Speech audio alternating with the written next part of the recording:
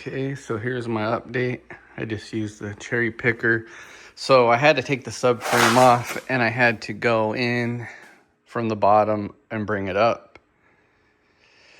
So there's my progress right there. I didn't get too much done today because it's like 120 degrees in the garage. It's extremely humid. I'm getting just eaten alive by mosquitoes in here. It don't matter if the garage is open or closed, but it's worse when it's open. Yeah, so I still gotta get the subframe on, put the mount in. I basically have it mounted up at least. Once you have it in, like that's the hardest part, getting it in. But once the engine's in, getting the subframe and the mounts in are not going to be as hard.